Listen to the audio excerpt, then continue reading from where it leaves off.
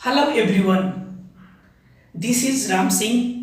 Friends, आप सबों को मैं सीटेड गुरु कंपटीशन जोन पे स्वागत करता हूँ। फ्रेंड्स, ये चैनल आपको लगातार वीडियोस अवेलेबल कराता रहता है जो कि आपके एग्जाम के पॉइंट ऑफ व्यू से मस्ट इम्पोर्टेंट है। एकेडमिक क्लास का सेशन 6 बजे से लाइव आता है, जो कि आज लाइव में मैं आपके साथ हूँ। फ्रेंड्स, पिछले सेशन में हमने कुछ पॉइंट कवर किए थे, जैसा कि आप लोगों को पता है कि अनुवांशिकी और जैव विकास का चैप्टर हमारा चल रहा है। यह अनुवांशिकी के वो टॉपिक्स हैं जो टॉपिक्स क्लास 10th और 12th के लिए कॉमन है, और मैंने इस पॉइंट को इतना डिटेल में एनालिसिस किया है, इतने डिटेल में आपको बता रहे हैं कि क्लास 10th के स्टूडेंट हो या 12th के, दोनों के एग्जाम के पॉइंट ऑफ व्यू से इंपॉर्टेंट है।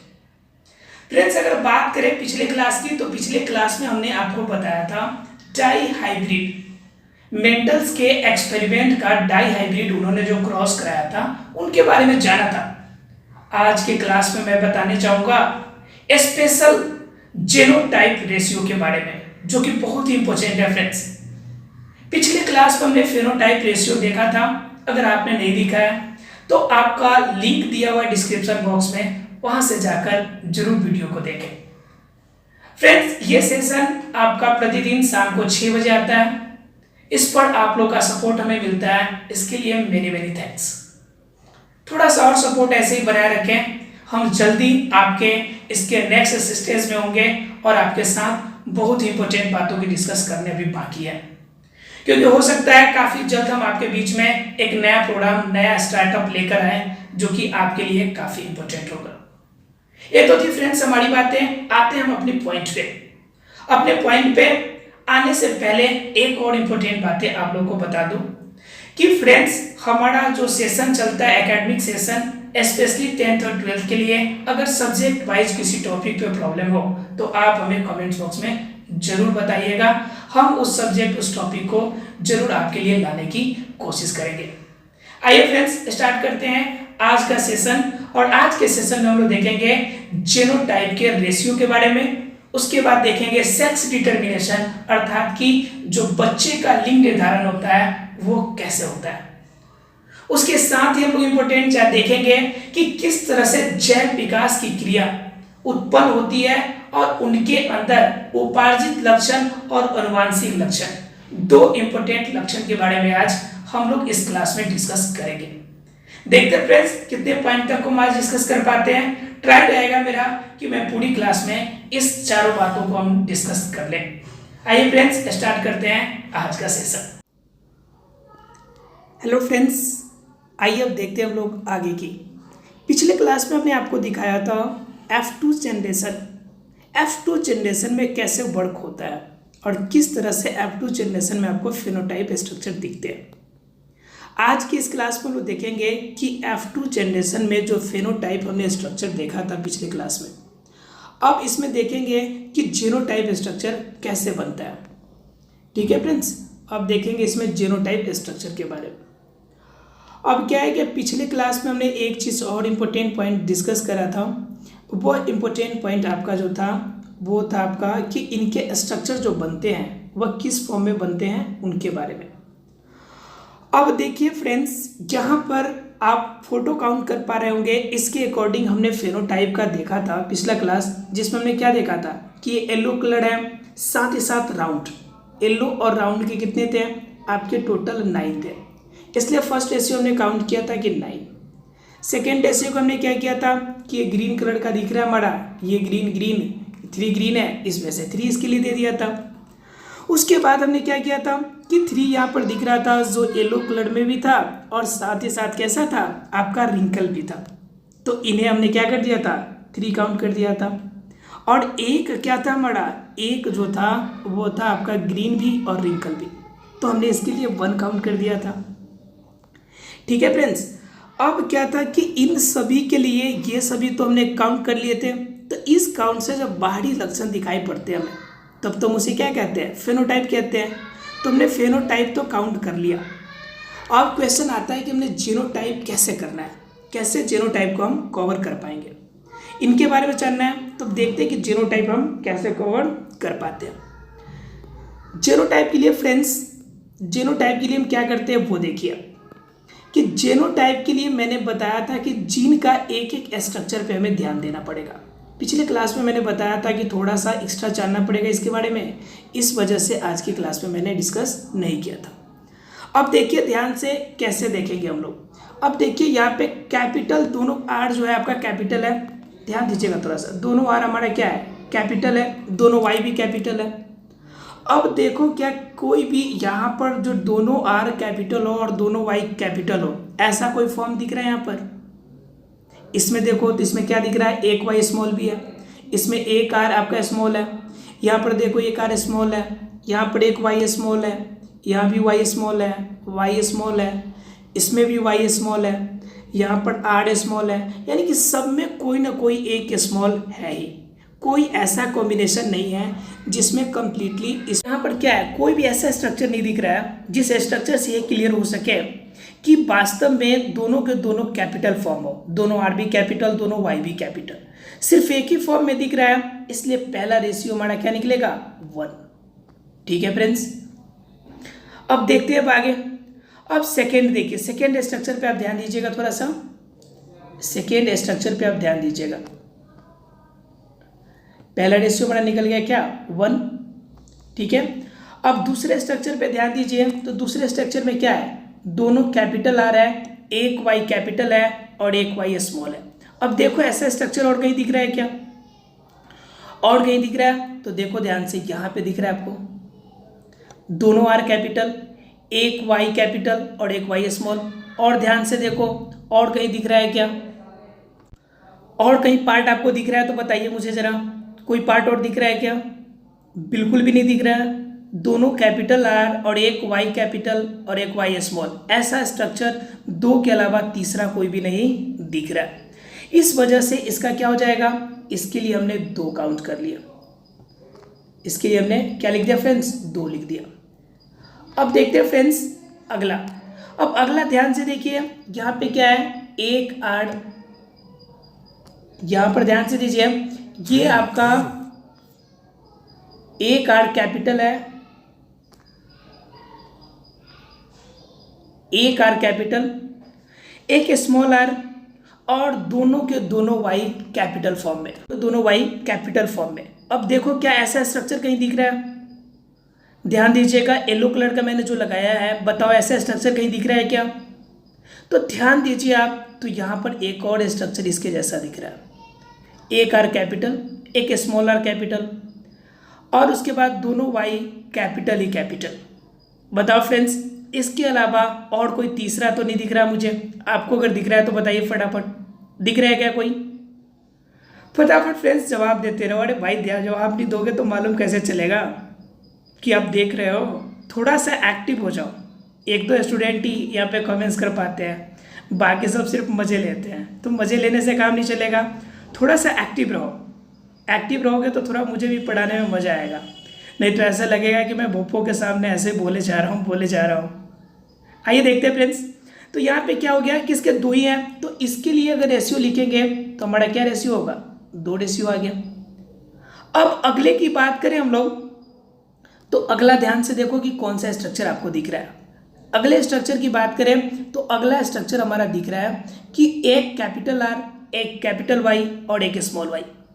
अब देखो ऐसा स्ट्रक्चर कितने दिख रहे हैं आपको, ध्यान दीजिएगा थोड़ा सा, ये भी आपका इसी तरह का दिख रहा है, एक कैपिटल आर एक स्मॉल आर, एक कैपिटल वाई एक स्मॉल वाई। ध्यान दीजिए, फिर इसके नीचे वाला भी ऐसा ही दिख रहा है, एक कैपिटल आर एक स्मॉल आर, एक कैपिटल वाई एक स्मॉल वाई। और थोड़ा सा ध्यान दीजिएगा तो एक और मिल जाएगा, एक कैपिटल आर एक स्मॉल आर, एक कैपिटल वाई एक स्मॉल वाई। बताओ फ्रेंड्स टोटल कितने मिले आपको? 4 मिले। 4 मिले या नहीं मिले? क्लास 12th वाले स्टूडेंट तो प्रॉपरली देख लें, क्योंकि क्लास 12th में क्वेश्चन आपका रेशियो फिक्स है किया आएगा, और रेशियो आपका रटने से काम नहीं चलेगा। मैं आपको ख़त्म होते होते आपको ट्रिक भी फिर बताऊंगा, कैसे ट्रिक से आप याद करेंगे। जिस तरह से मैंने जीनोटाइप का ट्रिक बताया था, फेनोटाइप का बताया था, सेम वैसे हम जीनोटाइप का भी एक ट्रिक बताने जा रहे हैं, जो कि आपके एग्जाम के लिए काफ़ी इंपॉर्टेंट होगा। देखिए फ्रेंड्स, इसमें क्या है, अब चारों के चारों आपने देख लिया कि 4 है, तो आपका रेशियो एक और क्या निकल गया, 4, यानी कि 1:2:2:4। अब देखो ध्यान से कि अब अगला स्ट्रक्चर कौन सा हमें दिख रहा है। अगला स्ट्रक्चर की अगर बात करें हम लोग, तो अगला स्ट्रक्चर दिख रहा है हमें, वो है आपका कैपिटल, दोनों आर आपके कैपिटल और दोनों वाई आपके स्मॉल, दोनों आर आपके कैपिटल और दोनों वाई आपके स्मॉल। बताओ ऐसा स्ट्रक्चर कहीं भी दिख रहा है क्या आपको? इसके अलावा दोनों आर कैपिटल और दोनों वाई स्मॉल, बिल्कुल भी नहीं दिख रहा है। इसलिए इसका रेशियो क्या होने जा रहा है आपका, 1। इसका रेशियो क्या हो जाएगा, 1। अब अगले स्ट्रक्चर की बात करें, ध्यान दीजिएगा थोड़ा सा। अगले स्ट्रक्चर की बात करें तो अगला स्ट्रक्चर में क्या दिख रहा है, अगला जीन का फॉर्मेशन कैसा दिख रहा है, एक कैपिटल आर एक स्मॉल आर और दोनों वाई हमारा स्मॉल है। अब इसे देखने की कोशिश करें तो क्या दिख रहा है हमें, ऐसा कुछ भी कहीं भी दिख रहा है क्या? बिल्कुल दिख रहा है, ये बिल्कुल नीचे देखिए, ये दिख रहा है इसके जैसा, एक कैपिटल आर एक स्मॉल आर और दोनों, एक वाई कैपिटल और एक वाई स्मॉल, अर्थात कितने दिखे हमें, 2 दिखे। अब इसको यहाँ पे 2 लिख दूँ मैं, यहाँ पर हमने लिख दिया 2। ये अनुपात है बाबू, इतने याद करने पड़ते हैं आपको, मैं बताऊंगा ट्रिक, आपको करना नहीं पड़ेगा याद, इसलिए थोड़ा सा ध्यान दो, थोड़ा सा माइंड कॉन्सेंट्रेट करो, आपका एक क्लियर हो जाएगा। अब अगले स्ट्रक्चर की बात करें फ्रेंड्स, तो अगला स्ट्रक्चर हम देखते हैं, तो अगला स्ट्रक्चर में क्या दिखता है, ये देखो अगला स्ट्रक्चर में दिखता है दोनों आर स्मॉल हो और दोनों वाई कैपिटल हो। अब देखो क्या ऐसा दिख रहा है कहीं पे, ऐसा कहीं पे दिख रहा है क्या, दोनों आर स्मॉल हो और दोनों वाई कैपिटल हो, ऐसा कहीं दिख रहा है क्या, ऐसा कहीं दिख रहा है क्या आप लोग को? बिल्कुल भी नहीं दिख रहा, इसलिए इसका रेशियो भी कितना होने वाला है आपका, इसका रेशियो आपका होने वाला है 1। ठीक है फ्रेंड्स। अब उसके बाद देखो ध्यान से, लास्ट आपके 3 बचे हुए हैं, अब इन तीनों को देख लेते हैं। कलर हम चेंज कर देते हैं ताकि आपको कोई परेशानी नहीं हो। देखिए अब क्या है, इसमें ध्यान दीजिए, आपका एक, दोनों आर स्मॉल है और एक वाई कैपिटल एक वाई स्मॉल। अब यहाँ पर देखिए इसके जैसा एक और नीचे इसका फ्रेंड, दोनों आर कैपिटल और आपके दोनों आर स्मॉल, एक वाई कैपिटल और एक वाई स्मॉल। तो इसके कितने मिल गए पेयर, 2 पेयर मिले, इसलिए इसका रेशियो हमारा क्या हो जाएगा, 2। और लास्ट वाला एक बच गया जो पूरा का पूरा आपका स्मॉल है, दोनों आर स्मॉल और दोनों वाई स्मॉल, इसका कोई भी कॉम्बिनेशन नहीं बनने वाला, इसलिए इसका रेशियो हो गया 1। क्या हो गया फ्रेंड्स, 1। अब बताओ फ्रेंड्स, इससे आप ट्रिक से आप याद करोगे या ऐसे याद करना चाहते हो, जैसे आप लोग आज तक रटते हैं, ऐसे सब दिन रटते हो? अगर रटोगे तो क्या रटोगे, 1:2:4:4:4:1:2:1:1। अरे भाई कितना याद करोगे, रटते रटते तो भूल जाओगे। आपको क्या याद करना है, देखो ध्यान से, आपको याद करना है कि बीच में आपका क्या है, 4 है। अब 4 आपको लाना है दोनों तरफ से। अब मल्टीप्लाई करके देख लो भाई, ये 1 में 2 से मल्टीप्लाई करो, 2 में 2 से मल्टीप्लाई करो, 4 आ रहा है कि नहीं आ रहा है, फटाफट बताओ मुझे, आ रहा है। लास्ट से मल्टीप्लाई करना शुरू करो, 2 में 1 से 2, 2 में 1 से 2 और 1 में 2 से 2 और आपका कितना आ गया, 4 आ गया। तो ये 4 बीच का लिख दीजिए और दोनों तरफ 1 2 1 का कॉम्बिनेशन बना दीजिए। अब ये कैसे करना है कि कॉम्बिनेशन, लास्ट वाला कॉम्बिनेशन तो अलग है, लास्ट वाला कॉम्बिनेशन आपको करना है, वो करना है 1 2 1 2 1 2 1 2 1 1 2 1 2, यानी पहले 1 फिर 2 फिर 1 फिर 2 फिर 1। और शुरू में तो आपको कुछ नहीं करना, जैसे पिछला स्ट्रक्चर याद किया था आपने 1 2 2 और बीच में आपको याद रखना है कि 4 है। अगर याद हो जाएगा तो आप हमें कमेंट्स कीजिए कि बताइए कि हो जाएगा याद, कर लेंगे याद आप लोग जेनोटाइप का स्ट्रक्चर। ये क्लास 12th और 10th दोनों के लिए इम्पोर्टेंट है। जेनोटाइप का स्ट्रक्चर क्लास 10th में तो नहीं आता है, फेनोटाइप का स्ट्रक्चर में भी आएगा, लेकिन ये आपका जेनोटाइप का स्ट्रक्चर थोड़ा सा टफ हो जाता है, जिस वजह से क्लास 10th में तो नहीं पूछा जाता। लेकिन 100% गारंटी मेरी लिख लो कि जेनोटाइप और फेनोटाइप से क्वेश्चन का रेशियो क्लास 12th में 110% आएगा। 110%, 110% गारंटी देते हैं कि इस चैप्टर से अगर क्वेश्चन उठा तो रेशियो कंफर्म है कि आएगा, और आप इसे याद करके जाइए। नहीं हो तो किसी भी तरह से आप इसे रट जाइए, चाहे जैसे आप याद कीजिए, इसे रट के जाना तो आपको पड़ेगा ही अगर नंबर लाना चाहते हैं आप तो। क्लियर है फ्रेंड्स? अब किसी को ये पॉइंट, किसी को डाउट है तो बताइए फटाफट। आज तो डाउट नहीं होना चाहिए, आज मैं सामने खड़ा हूँ, डाउट होगा तो मैं पूछूंगा भाई आपका डाउट क्या हो रहा है। आप बैठे हुए हो, सोए हुए हो, मज़े ले रहे हो, आप मैं पढ़ा रहा हूँ फिर भी मज़े लेते हुए आप पढ़ भी नहीं रहे हो, तो ये बात तो गड़बड़ है भाई, पढ़ना तो पड़ेगा। क्लियर है सब? किसी को कोई डाउट है? अरे भाई फटाफट कमेंट्स करो ना। कमेंट आया क्या? कमेंट्स थोड़ा सा दूसरा कोई पढ़ेगा, इस वजह से थोड़ा सा मैं नहीं पढ़ पाता हूँ, क्योंकि लाइव सेशन जब जिस समय से आप ज्वाइन कराएंगे उस समय से हम लोग आपकी लाइव सेशन में हम भी पढ़ पाएंगे। क्लियर है फ्रेंड्स? चलिए देखते हैं हम लोग आगे।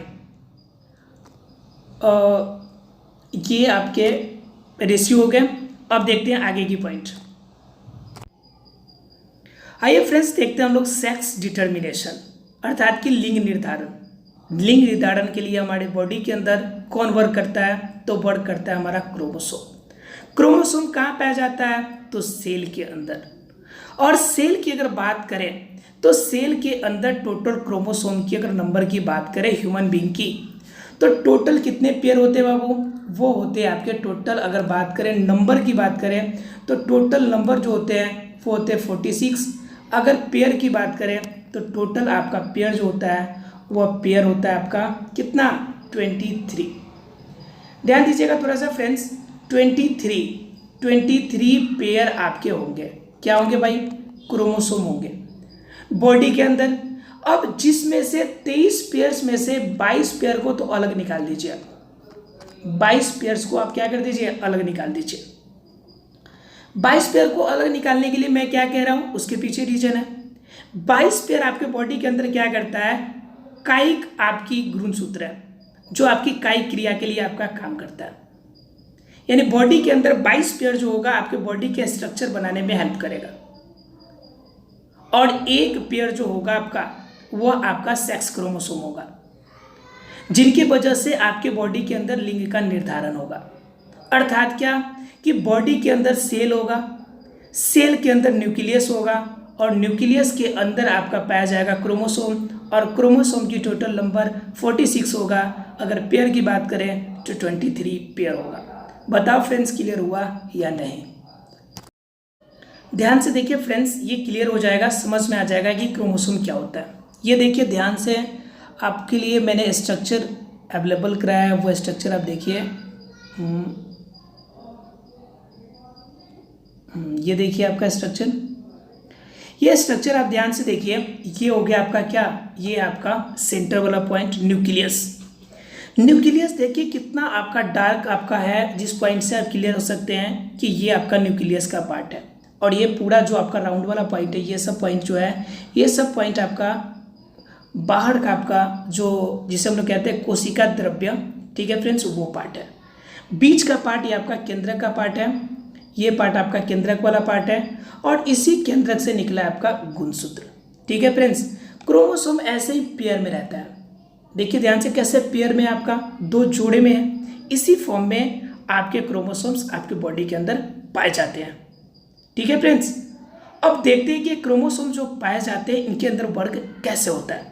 ठीक है फ्रेंड्स, तो इनके आगे की अगर बात करें हम लोग, तो टोटल हमारे बॉडी के अंदर यानी कि इन ह्यूमंस यानी कि मानव के अंदर जो टोटल क्रोमोसोम की अगर बात करें हम लोग, तो क्रोमोसोम्स आपके होते हैं, वो देखिए क्रोमोसोम कितने होते हैं, वो देखिए आपके 46 टोटल क्रोमोसोम्स होते हैं। यानी कि ह्यूमन बीइंग में टोटल क्रोमोसोम के नंबर कितने होते हैं? 46 होते हैं। These chromosomes are found in pairs, ये सभी के सभी पेयर्स में पाए जाते हैं। अगर पेयर्स की बात करें तो हमारे बॉडी के अंदर टोटल कितने पेयर्स हो जाएंगे? 23 पेयर्स क्रोमोसोम्स के हो जाएंगे। बताओ फ्रेंड्स क्लियर है कि नहीं क्लियर है? क्रोमोसोम आपका जो है केंद्रक से निकलता है, यानी केंद्रक के टूटने की वजह से, क्रोमेटिन जाल की टूटने की वजह से क्रोमोसोम बनता है। ह्यूमन बीइंग के अंदर टोटल 46 क्रोमोसोम, 46 क्रोमोसोम का मतलब 23 पेयर्स। 23 पेयर्स के अंदर आपके 22 पेयर्स जो होंगे हमारे बॉडी के निर्माण में वर्क करेंगे, और एक पेयर जो होगा हमारे बॉडी के अंदर सेक्स क्रोमोसोम कहलाता है, और वो बॉडी के अंदर क्या करेगा, वो बॉडी के अंदर बनाएगा, आपका लिंग निर्धारण में मुख्य भूमिका निभाएगा। बताओ फ्रेंड्स, सबको क्लियर है या नहीं क्लियर है? क्लियर है सब किसी को? Very good. आइए पॉइंट पे आते हैं, हम लोग देखते हैं कि लिंग निर्धारण की क्रिया कैसे होती है। आइए फ्रेंड्स जानते हैं सेक्स क्रोमोसोम कैसे होता है। ये देखिए आपको जो पेयर दिख रहा है दोनों तरफ, ध्यान दीजिएगा थोड़ा सा। देखिए दोनों तरफ आपको 2 पेयर दिख रहे हैं। अब देखिए ध्यान से आप, एक तरफ एक्स क्रोमोसोम और एक तरफ वाई क्रोमोसोम, ये दोनों मैंने आपका मेल फीमेल की पार्ट आपने रखा है, और जिसकी वजह से 2 पेयर आपको दिख रहे होंगे सेक्स क्रोमोसोम आपका, और ये सेक्स क्रोमोसोम एक एक्स स्ट्रक्चर वाला है और एक वाई स्ट्रक्चर का है। इट मीन्स क्या, स्ट्रक्चर जिसमें आपका एक्स स्ट्रक्चर होगा तो वो स्ट्रक्चर आपका डिनोट करेगा फीमेल का, और आपका वाई स्ट्रक्चर जो होगा वो डिनोट करेगा मेल वाले पार्ट का। ठीक है फ्रेंड्स, अर्थात कि अगर स्ट्रक्चर की अगर बात करें हम लोग कि मेल और फीमेल के अंदर क्रोमोसोम के स्ट्रक्चर, तो क्रोमोसोम के स्ट्रक्चर की बात करें तो एक्स क्रोमोसोम जो पाया जाता है वह सिर्फ और सिर्फ फीमेल में पाया जाता है, और एक्स और वाई क्रोमोसोम जो पाया जाता है, अर्थात कि जो 2 पेयर मिलेगा तो फीमेल में कौन सा मिलेगा, एक्स क्रोमोसोम, और मेल में क्या मिलने वाला है, एक्स और वाई क्रोमोसोम। अब ये कंडीशन जो होगा, ये क्रोमोसोम का पेयर जो होगा वह स्पेशली डिपेंड करेगा मेल और फीमेल पे कि उनमें क्रोमोसोम का पेयर कैसा होगा। एक्स क्रोमोसोम है मतलब कि वो आपका लेडी है अर्थात कि फीमेल है, और एक्स वाई क्रोमोसोम है मतलब कि वो मेल है।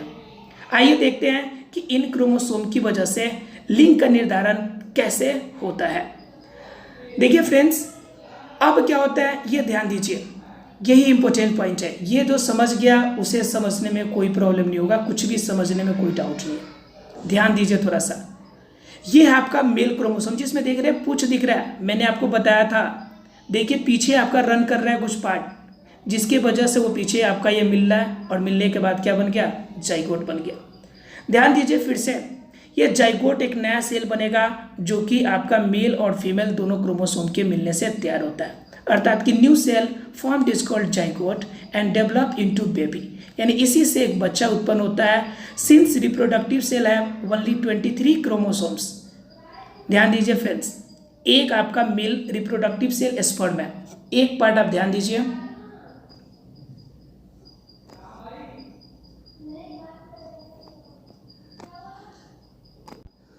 तो फ्रेंड्स आज हम लोग बात करने वाले इसमें जो पॉइंट है आपका, ये देखिए मेल रिप्रोडक्टिव सेल अर्थात कि स्पर्म का पार्ट, ये पार्ट जो आपका दिख रहा है स्पर्म वाला, मैं आपको दिखाता हूँ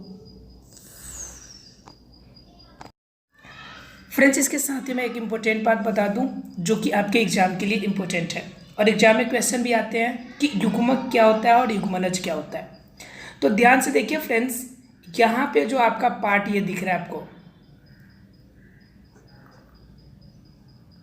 ये ध्यान दीजिएगा, ये जो आपका दिख रहा है स्पर्म या फिर ये आपका एग, ये आपका क्या है, यह जो सेल है ये सेल हमारा कहलाता है युग्मक, अर्थात कि नर या मादा से जो भी सेक्स सेल निकलते हैं, अर्थात कि जो भी आपके सेल प्राप्त होते हैं, जो कि जनन क्रिया के लिए जो सेल प्राप्त होते हैं, रिप्रोडक्टिव सेल प्राप्त होते हैं, उस सेल को ही, उस कोशिका को ही हम लोग युग्मक के नाम से जानते हैं। युग्मक नर युग्मक एक होता है और एक मादा युग्मक होता है। नर युग्मक को हम लोग स्पर्म के नाम से जानते हैं, जिसे हम लोग क्या कहते हैं फ्रेंड्स, हिंदी में कहते हैं इसे हम शुक्राणु। और दूसरा आपका होता है एग। ठीक है फ्रेंड्स, एग क्या होता है फ्रेंड्स, एग होता है आपका फीमेल रिप्रोडक्टिव सेल, अर्थात कि जो मादा का जनन युग्मक होता है उसे एग के नाम से जानते हैं। फ्रेंड्स एक और क्वेश्चन आपके एग्जाम में आ सकता है, वो है आपका युग्मनज। युग्मनज क्या होता है, तो युग्मनज क्या, युग्मनज एक प्रकार का सेल है, और ये सेल कैसे बनता है आपको, ये सेल तैयार होता है आपका नर युग्मक और मादा युग्मक के मिलने की वजह से, अर्थात कि ये नर युग्मक और इधर से ये मादा युग्मक, दोनों के मिलने से ध्यान दीजिएगा बीच में एक सेल का स्ट्रक्चर बन रहा है, और ये सेल स्ट्रक्चर ये हमारा क्या कहलाएगा, यही कहलाएगा हमारा युग्मनज। फ्रेंड्स ध्यान दीजिएगा कि यहाँ पे आपका सेल एक दूसरे से मिल रहा है और इसी की वजह से यहाँ पे जो गुणसूत्र का स्ट्रक्चर तैयार होगा, ये गुणसूत्र का स्ट्रक्चर दोनों के अकॉर्डिंग होगा, यहाँ पे इसके अकॉर्डिंग और यहाँ पर इसके अकॉर्डिंग, अर्थात कि नर और मादा दोनों, अर्थात कि पेरेंट्स के जो आपके गुण होंगे उन दोनों की क्वालिटी मिलने की वजह से एक कंप्लीट सेल तैयार होगा। यह कंप्लीट सेल का स्ट्रक्चर तैयार होगा और यह कंप्लीट सेल का स्ट्रक्चर ये हमारा क्या है, युग्मनज है, जो कि आगे चल के कोशिका विभाजन के द्वारा भ्रूण का निर्माण करेगा और भ्रूण के निर्माण के साथ साथ उसी से एक नई बेबी, अर्थात कि एक नए बच्चे की उत्पत्ति होगा। समझ सकते हैं फ्रेंड्स, इस चीज़ के बारे में हमने हालांकि आपको जनन चैप्टर में ज़्यादा डिटेल में समझाया है। अब देखते हैं फ्रेंड्स कि इनके अंदर लिंग निर्धारण की क्रिया कैसे होती है। तो युग्मनज का क्वेश्चन है, तो कहेंगे नर युग्मक एवं मादा युग्मक के मिलने से एक बड़ा सेल तैयार होता है और उस सेल को हम लोग किस नाम से जानते हैं फ्रेंड्स, युग्मनज के नाम से जानते हैं। आइए फ्रेंड्स देखते हैं कि कैसे आपके सेक्स क्रोमोसोम तैयार होता है और किस तरह से आपका लिंग का निर्धारण होता है इनके बारे में। अब देखिए इनको क्रॉस कराते हैं हम, इनके क्रॉस कराने के बाद क्या प्राप्त होता है ये देखिए। देखिए फ्रेंड्स कैसे आपके सेक्स क्रोमोसोम मिलते हैं, ये देखिए आप, ये ध्यान दीजिए, ये देखिए ध्यान से एक्स वाई क्रोमोसोम एक जगह पे एक्स एक्स क्रोमोसोम मिला। अब जरा ध्यान दीजिएगा यहाँ पर कि ये कैसे बने हैं, उस पे इस पॉइंट पे इसके फॉर्मेशन पे आप ध्यान दीजिएगा थोड़ा सा। ये देखिए आपका यहाँ पे आपका जो पॉइंट है ये है आपका एक्स वाई, ध्यान दीजिए ध्यान से, ये है आपका एक्स और वाई दोनों अलग अलग है। अब दोनों अलग अलग गुणसूत्र जो आपके हैं,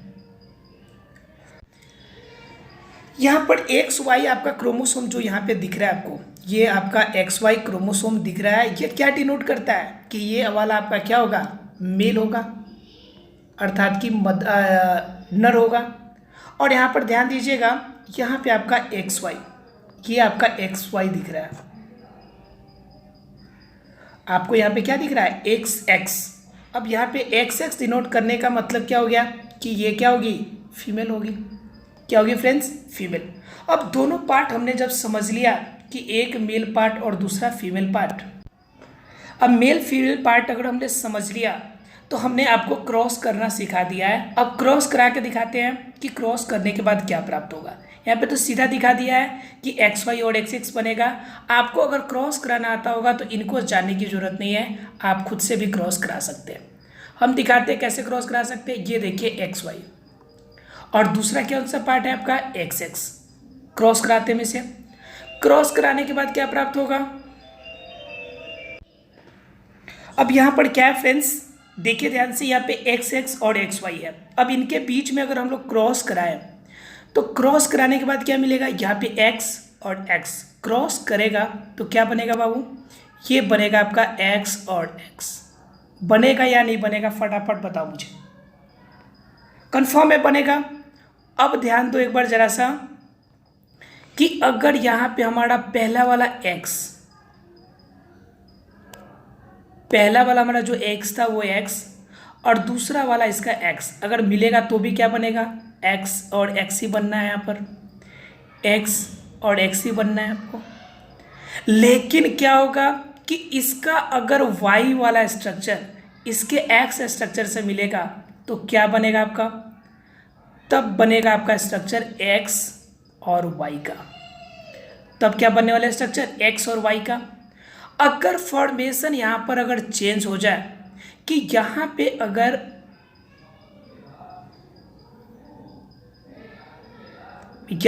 ध्यान दो, यहाँ पे क्या हो जाए कि यहाँ पे अगर एक्स वाला ये रहा, अर्थात कि यहाँ पे अगर इसका वाई का स्ट्रक्चर यहाँ पे अगर इसके एक्स स्ट्रक्चर से मैच करे तो भी आपका क्या बनेगा, तो भी बनेगा आपका एक्स, फिर भी आपको बनेगा एक्स और क्या बनेगा, वाई स्ट्रक्चर बनेगा। फ्रेंड्स आप ध्यान दीजिए कि यहाँ पे क्या बन रहा है, दो एक्स एक्स का स्ट्रक्चर बन रहा है, दो एक्स एक्स का स्ट्रक्चर बन रहा है और दो किसका स्ट्रक्चर बन रहा है, दो आपका एक्स वाई का स्ट्रक्चर बन रहा है। अब इससे क्या चांसेस बनता है कि जो लड़का होगा या लड़की होगा उसकी चांसेस कितनी हो गई, 50-50%। अब बात आती है कि ये डिपेंडेंस किस पर करेगा। अब देखिए कि यहाँ पे मेल वाले के पास क्या है, एक्स और वाई क्रोमोसोम है। जब एक्स वाई क्रोमोसोम मेल वाले के पास है और फीमेल के वाले के पास तो सिर्फ एक्स और एक्स क्रोमोसोम है। अब ध्यान दो कि कभी भी मिलेगा फीमेल का पार्ट तो एक्स ही मैच करना है, लेकिन अगर मेल का मिलेगा तो कभी वाई मैच कर सकता है, कभी एक्स मैच कर सकता है। अर्थात कि मेल हो या फीमेल, अर्थात लड़का हो या लड़की, इसका निर्धारण किसकी वजह से होगा, सिर्फ और सिर्फ मेल की वजह से। अर्थात कि मेल का कब एक्स मैच करेगा और कब वाई मैच करेगा, उसके अकॉर्डिंग हमें मालूम चलेगा कि जो बच्चा होगा वह लड़का होगा या फिर लड़की होगा। इसमें लड़की का कोई भी रोल नहीं है, अर्थात कि कोई भी जो आपका मदा है उसका रोल नहीं है। हमारे समाज में जनरली कहा जाता है कि लड़कियों की वजह से, औरतों की वजह से आपके क्या होते हैं, हमेशा लड़की पैदा होती है, इसे दूसरी शादी कर दो। ये कोई निदान नहीं है। आप अपने समाज का एक शिक्षित व्यक्ति हुए, आप सोच कर बताइए कि इसमें फीमेल का क्या दोष है, औरतों का क्या दोष है, मदा का क्या दोष है, जिसमें उनको इन अत्याचार सहना पड़ता है कि इन लड़की की वजह से, इन औरत की वजह से बार बार लड़की पैदा हो रही है। इसमें 99% चांसेस आपका किसका है, आपका मेल का है। 1% चांस बाय द वे अगर कोई साइंटिफिक प्रॉब्लम हो सकता है तो उसमें फीमेल में आ सकती है, लेकिन 99% जो प्रॉब्लम है वह मेल में है। मेल की वजह से बार बार लड़की पैदा होती है। इस वजह से यह इम्पोर्टेंट पॉइंट है, यह जानना जरूरी है कि वास्तव में सेक्स का निर्धारण, जो लिंग का निर्धारण होता है, वह सिर्फ और सिर्फ मदा की वजह से नहीं बल्कि सिर्फ और सिर्फ आपकी नर की वजह से होता है। बताओ फ्रेंड्स, सबको क्लियर हुआ कि नहीं। इसमें चांसेस एग्जाम में पूछ देता है कि लड़का और लड़की बनने के चांसेस कितने हैं। आपको कुछ भी समझना नहीं है। यहाँ पे 2 ये दिख रहे हैं और 2 ये भी दिख रहे हैं, मतलब दोनों बराबर बराबर है। इट मीन्स 50-50% चांस है, 50-50 चांस है। अर्थात कि 50% चांस है कि मेल बन जाए और 50% चांस है कि ये फीमेल बन जाए। बताओ फ्रेंड्स, क्लियर हुआ या नहीं क्लियर हुआ। सब किसी को पॉइंट क्लियर है या नहीं क्लियर है, फटाफट बताओ मुझे। क्लियर है सब किसी को? अगर सब किसी को पॉइंट क्लियर है तो हम लोग देखते हैं आगे की पॉइंट। ये फ्रेंड्स XX और XY जो भी बनता है, XX बनेगा जब जब वो फीमेल होगी अर्थात कि लड़की होगी, और XY जब जब बनेगा वो आपका मेल अर्थात कि लड़का होगा। आइए फ्रेंड्स देखते हैं हम लोग उपार्जित लक्षण और आपके अनुवांशिक लक्षण के बारे में। फ्रेंड्स अगले पॉइंट पढ़ने से पहले कुछ क्वेश्चन है उसे देख लेते हैं। इनसे आधारित जो भी क्वेश्चन, जो भी पॉइंट हमने पढ़ा उससे रिलेटेड कुछ क्वेश्चन है। फर्स्ट क्वेश्चन क्या कहता है उसे हम फटाफट देख लेते हैं। फर्स्ट क्वेश्चन हमारा कहता है फ्रेंड्स, वो क्वेश्चन है हमारा, कहता है कि मेंडल के प्रयोग द्वारा कैसे पता चला कि लक्षण प्रभावी अथवा अप्रभावी है। अर्थात कि डोमिनेंट और रिसेसिव। हमने आपको बताया था कि डोमिनेंट कब होंगे, रिसेसिव कब होंगे। अर्थात जिसका भी क्वालिटी हमें दिखेगा फेनोटाइप में वो गुण हमारा क्या कहलाएगा, वो कहलाएगा हमारा प्रभावी। और जिनका आपका गुण हमें नहीं दिखेगा फेनोटाइप में वो हमारा क्या होगा, अप्रभावी होगा। जैसे पापा लंबे हैं और बच्चा भी लंबा हो गया। अब बताओ फ्रेंड्स, इसमें आपका प्रभावी जो गुण था वह पापा का था या मम्मी का था? पापा का तो ऑब्वियसली, क्योंकि पापा का गुण ही लंबाई इसमें दिख रहा है। इसका मतलब क्या हो गया कि प्रभावी लक्षण अर्थात डोमिनेंट लक्षण किसका है, पिता का है। तो मेंडल के प्रयोग द्वारा कैसे पता चला कि लक्षण प्रभावी है? तो मेंडल के लक्षण के हिसाब से प्रभावी अथवा अप्रभावी के लिए उन्होंने क्या किया था, प्रयोग किया था। उन्होंने प्रयोग किया तो F1PD में उन्हें आपका ज़्यादातर दिखाई नहीं दिया, क्योंकि सभी पौधे एक समान ही दिखाई पड़े थे। 4 पौधे तैयार हुए थे और चारों के चारों एक समान दिखाई दिए थे।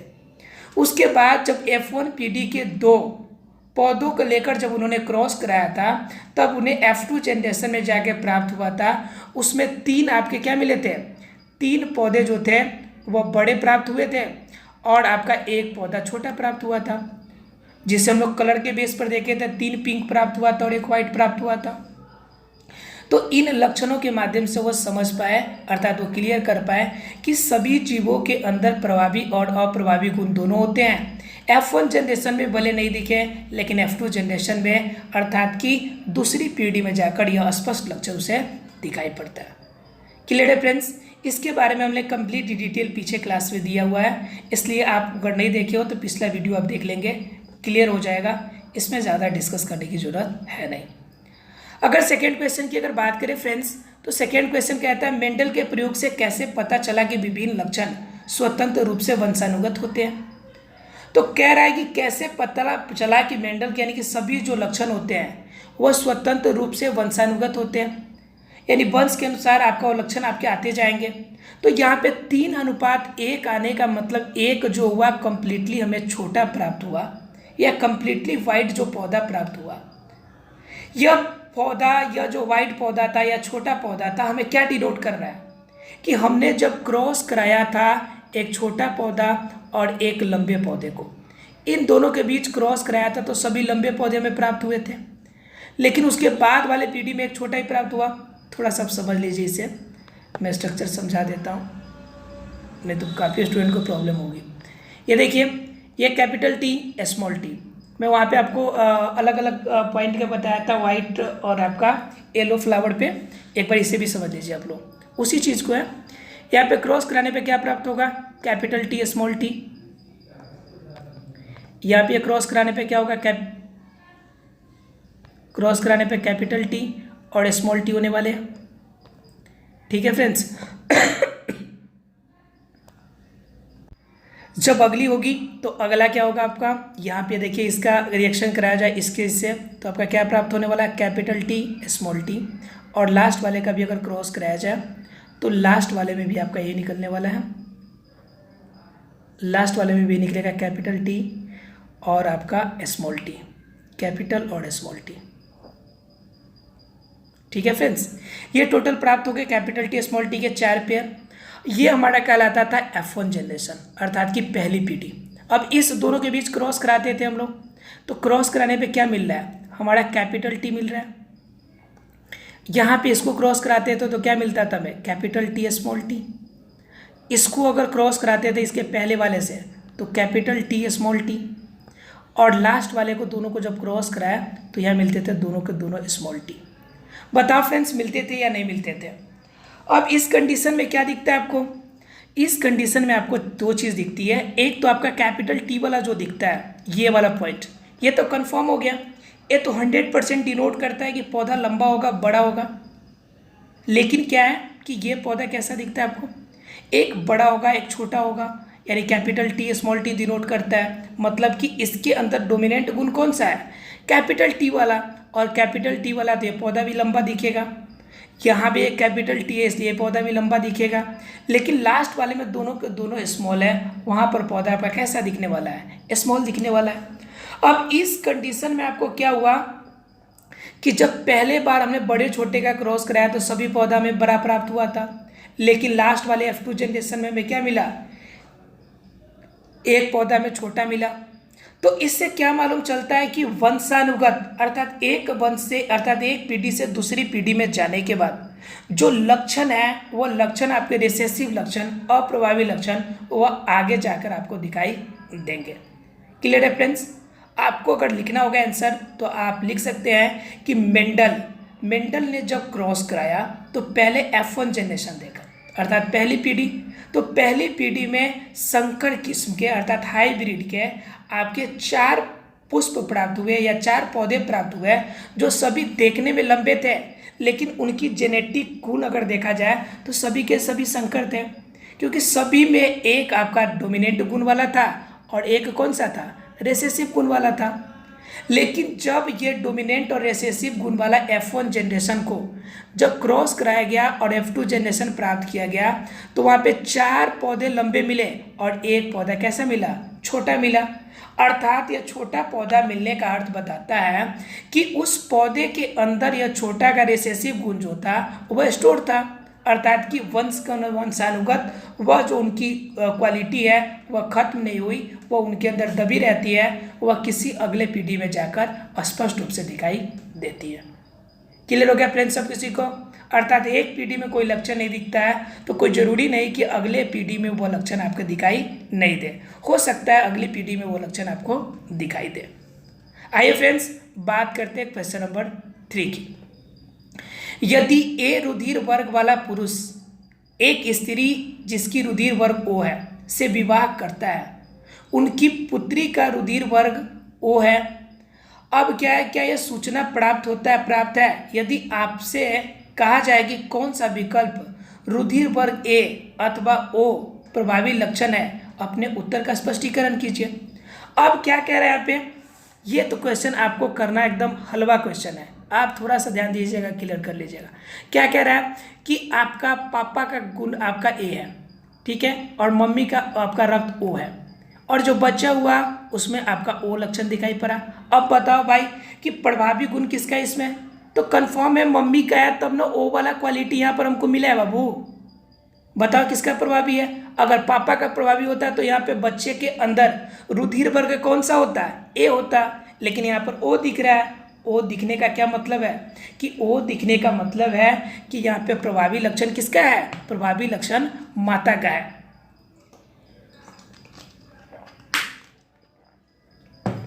ठीक है फ्रेंड्स, अर्थात कि यहाँ पे प्रभावी लक्षण किसका दिख रहा है? आपका माता का दिख रहा है।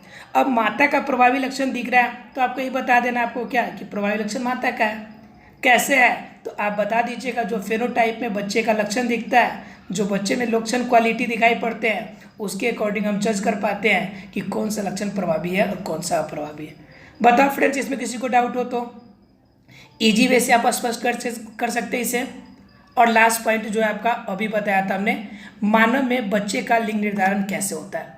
अभी आपको बताया था XX और XY का, XX और XY का आपका गेम कैसे होता है उनके बारे में आपको बता देना है।